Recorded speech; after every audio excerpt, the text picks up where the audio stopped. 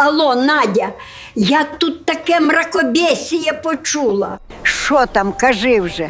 У Києві подпольну школу Московського патріархата накрили. Йосип драний. І чому ж там навчали?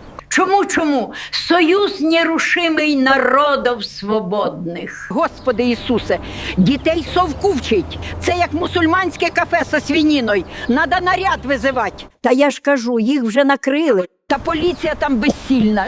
Це ж хіромантія чистої води. Треба наряд екстрасенсів, щоб ауру вичищати. Я колись сохраняла номер Альони Курілової. Не надо Альону. Чого це? Дуже сильна.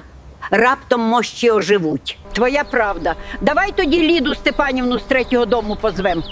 А Курілову покличем вже, коли до Кремля дойдем. Навіщо? Щоб Леніна оживить. Що? Ну і ще пару раз прибить за союз нерушимий.